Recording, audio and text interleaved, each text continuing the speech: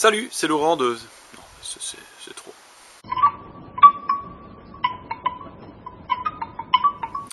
Salut, c'est Laurent de T-Tactical. Aujourd'hui, on va parler de la perception de la violence. Mais tout d'abord, petit détail, on a une nouvelle caméra. Vous l'aurez peut-être déjà remarqué, elle filme tout ça, grand angle. Et là, on s'est bien amusé avec, donc je vais vous montrer ici et ici les trucs qu'on peut faire avec. Donc, fin du détail, perception de la violence. La perception de la violence, pour la plupart des gens, c'est un sujet qui est plutôt d'ordre philosophique.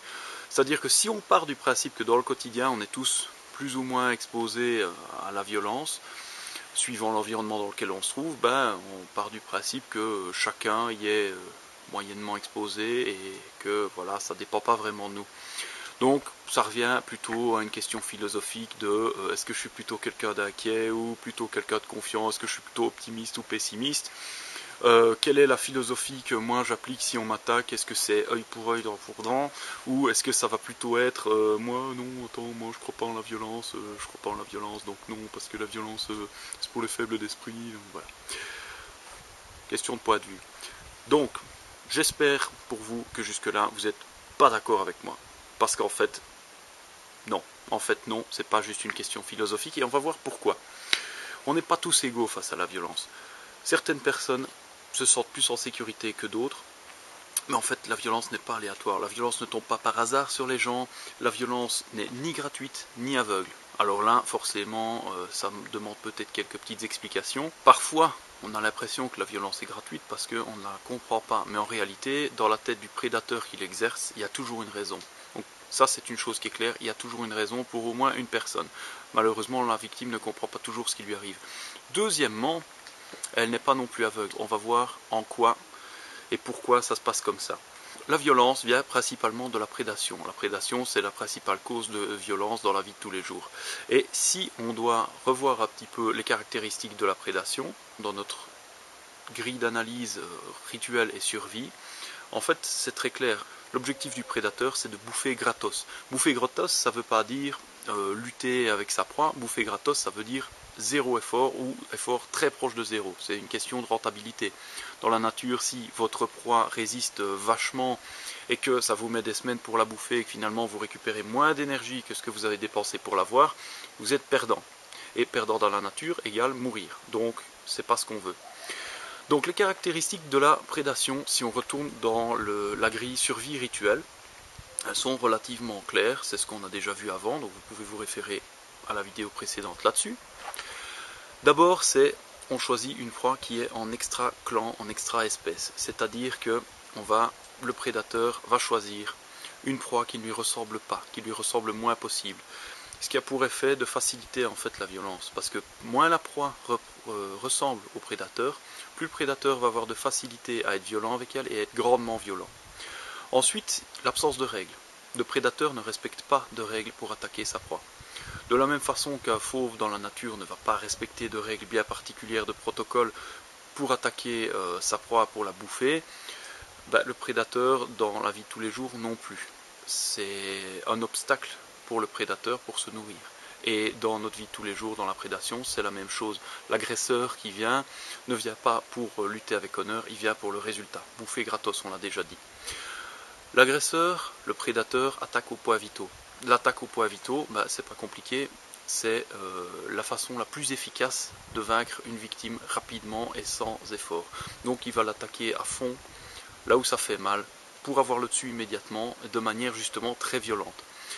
Ensuite, le prédateur va choisir toujours une victime plus faible, la victime la plus faible. On en a déjà parlé, vous ne trouverez pas d'agresseur qui s'attaque spécifiquement à la petite grand-mère avec son sac à main, mais qui est surarmé. Non, il s'attaque toujours à une proie qui est plus faible, tout simplement pour avoir le dessus sur cette proie facilement, c'est toujours la même chose.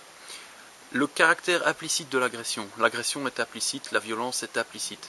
Dans la prédation, le but, c'est que les choses s'exercent par surprise, que la proie sache le plus tard possible qu'elle va être attaquée pour justement que le prédateur conserve l'effet de surprise et que la proie ne sache pas se défendre. Et quand bien même elle verrait l'attaque, quand elle s'en rend compte, il est trop tard, elle n'a pas la possibilité de réagir.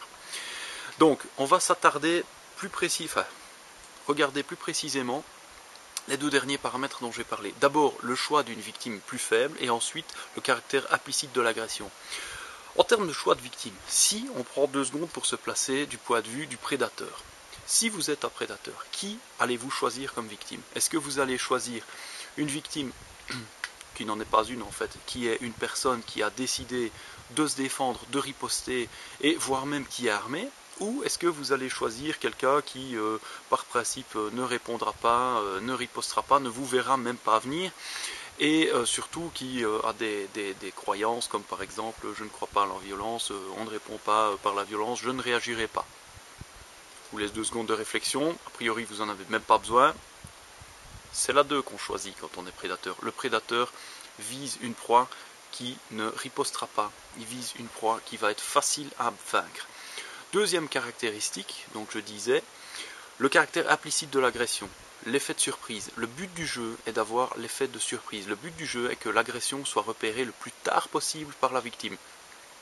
Parfois même pas du tout, c'est-à-dire qu'elle est tellement prise par surprise qu'elle est neutralisée avant même de savoir ce qui s'est passé. Et quand bien même elle se rendrait compte de ce qui se passe, le but du jeu est qu'elle n'ait pas les moyens de répondre, que même si elle voit qu'il est en train de se passer quelque chose, qu'elle soit prise de vitesse et qu'elle n'ait pas la possibilité de réagir. Donc la perception de la violence, en fait, c'est un outil très important. C'est pas juste une question de philosophie. C'est très important dans le sens où ça doit être aiguisé. Le but de la perception de la violence, c'est de vous rendre vigilant. Le but de la travailler, c'est d'apprendre en fait à se rendre compte de quand il se passe quelque chose. Au moins avoir une idée qu'il se passe quelque chose, éveiller ses sens. Parce que s'il se passe quelque chose, automatiquement, on va se mettre à analyser notre entourage et à chercher à localiser la source de la menace qu'on ressent. Et une fois que c'est fait, on annule l'effet de surprise. Quand on annule l'effet de surprise, le prédateur, ça peut être suffisant pour lui faire changer de victime, en fait. Parce que ce que le prédateur ne veut pas, c'est une victime difficile à abattre. Et à partir du moment où vous êtes prévenu de ce qui va se passer, automatiquement ça devient beaucoup plus difficile. Vous pouvez prendre l'exemple dans la nature, quand un prédateur s'approche d'un troupeau et qu'un des membres du troupeau donne l'alerte, les autres individus s'enfuient et le prédateur, il y a au moins une chance sur 2 pour qu'il abandonne. Parce qu'une fois qu'il est repéré et qu'il n'est pas suffisamment proche, il n'aura pas envie de se fatiguer pour ne peut-être rien gagner. Donc, le but est clairement d'être plus vigilant pour pouvoir anticiper la menace. Alors évidemment, il faut savoir que des études ont été menées là-dessus et il faut savoir surtout que ça a été démontré que plus une personne va se sentir naturellement en sécurité dans son environnement, elle ne va pas faire attention forcément, plus elle va être potentiellement victime de violence. Pourquoi? Tout simplement parce qu'une personne qui ne manifeste aucun signe de vigilance ne verra que très tard la violence qui se dirige vers elle et ne va pouvoir y réagir que très tard, voire même pas du tout. Donc, il faut absolument éviter des trucs du genre je suis dans le train, on est le soir, j'ai mes écouteurs, je m'endors parce que de toute façon il n'y a aucun problème. Ça ne marche pas, c'est même franchement dangereux, c'est même franchement une invitation pour le prédateur. Personnellement, j'ai connu des gens comme ça qui étaient spécialisés dans l'art de ne pas voir la violence, ce qui est hyper dangereux. Imaginez, vous êtes en sortie, vous êtes dans un café, dans une boîte de nuit, ce genre de choses, donc j'étais avec ces personnes-là, et à un moment, je sentais que ça puait, je leur disais, faut qu'on parte dans 5 minutes, ça va dégénérer ici, et c'était en général la réaction de « mais non, tu t'inquiètes trop, on va rester, c'est la fête ». Je partais, généralement, on venait me trouver après, ah ouais, c'est la merde, ça a pété après. Ben ouais, effectivement. Pourquoi? Parce que certaines personnes sont naturellement en confiance, ne voient pas l'intérêt de regarder un peu autour d'eux et croient qu'elles sont complètement à l'abri. Ce qui est très dangereux parce que je préfère m'en aller un peu plus tôt sur un soupçon que de me retrouver avec une bouteille en travers de la tronche et les séquelles à vie que ça entraîne, voire pire. Donc, truc très important à retenir. Le succès de la prédation repose principalement sur l'absence de détection de la prédation d'un côté, donc ne pas voir venir le prédateur jusqu'à la dernière seconde, et d'un autre côté l'absence de réaction, c'est-à-dire que la proie, la victime, ne réagisse pas, ou qu'elle réagisse beaucoup trop tard et de manière inadéquate. Alors, truc très important, une précision super importante, parce que souvent on me sort cet argument-là, des gens qui ne croient pas en la violence. J'aimerais bien ne pas croire en la violence si ça la faisait disparaître. Le problème, c'est que ne pas croire en la violence, en soi, c'est peut-être gentil, mais le problème, c'est que ne pas y croire, ça ne contribue pas à la faire disparaître. Et au contraire, ça contribue à l'amplifier. Parce que quand on passe son temps à se dire je suis en sécurité, rien ne peut m'arriver, et quand on passe son temps à se dire quoi qu'il m'arrive de toute façon, je ne réagirai pas de manière physique parce que c'est pour les débiles et parce que ça ne me concerne pas moi, mais en fait, on devient une occasion. Et comme on dit, l'occasion fait le larron. Donc on devient une victime potentielle et on envoie le message je suis un gros mouton, j'ai envie d'être tondu, d'être bouffé et d'être violé. Et pas nécessairement dans cet ordre, voire même, voilà, ça peut être plusieurs, imaginez les combinaisons possibles.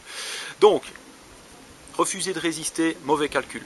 Alors, vous n'êtes pas obligé de me croire, parce que ça, parfois, on me dit, ouais, non, mais toi, t'es paranoïaque, t'es pessimiste. Non, non, je suis pas paranoïaque.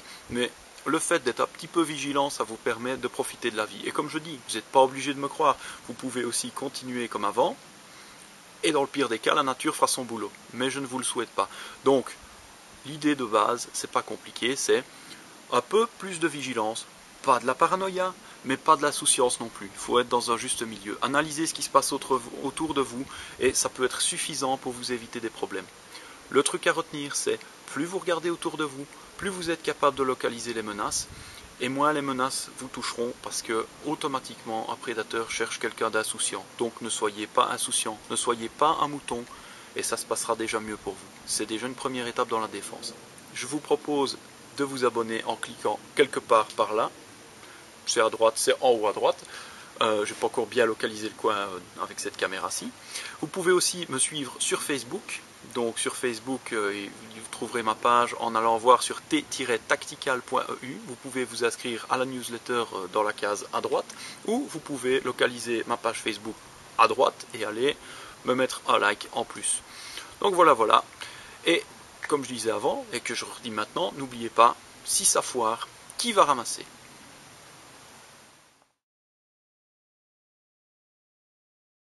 Aujourd'hui, on va parler de quoi? Qu'est-ce qui ne va pas? Tes bras. Pourquoi on peut pas Bouge tes bras. on peut pas croiser mes bras? Non, bouge tes bras. J'ai pas envie. Si, bouge-les. J'ai froid. Bouge-les, recommence. Maintenant. Attends. Vas-y, là tu peux couper.